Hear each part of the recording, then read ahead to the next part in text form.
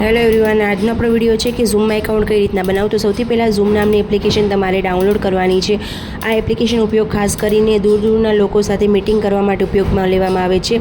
તો આ જ્યારે એપ્લિકેશન તમે ડાઉનલોડ કરો છો એટલે આવી રીતની તમારી સામે એક લોબી ખુલે છે. એની અંદર સાઇન ઇન, સાઇન અપ અને જોઈન મીટિંગ હોય છે. જો તમારે એક જ વખત મીટિંગ જોઈન કરવી છે તો જોઈન મીટિંગ કરી અને મીટિંગ નંબર અને પાસવર્ડ એડ કરી દો. પણ જો તમે વારે વારે આ મીટિંગ જોવાના છો તો સાઇન અપ કરવાનું રહેશે. સાઇન અપ કરવા માટે સૌથી પહેલાં તમે સાઇન અપ ઉપર જાશો એટલે તમારે તમારું બર્થ યર એડ કરવાનું છે.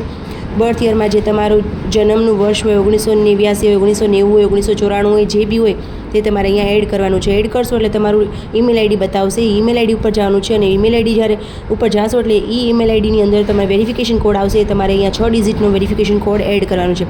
જેવો તમે વેરિફિકેશન કોડ એડ કરશો એટલે તમારી સામે તમારું નામ અને તમારી અટક જે પણ હશે ઈમેલમાં તે આવશે અને નીચે તમારે પાસવર્ડ એડ કરવાનો છે. તેની લોબી બતાતી નથી કેમ કે એ અહીંયા કોપીરાઇટ ક્લેમમાં છે, એટલા માટે જેવું તમે એ દબાવશો એટલે આગળનું જે ગયું એ આવશે.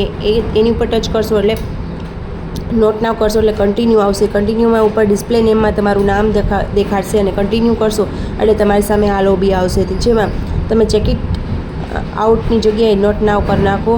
નોટ નાવ કરી લેશો એટલે તમારી એપ્લિકેશન ઓન થવાની છે. ગેટ સ્ટાર્ટ થઈ ગયું છે. તો આવી રીતની તમે જ્યારે મીટિંગ જોઈન કરશો ત્યારે આવી રીતનું ઉપર આવતું હોય છે.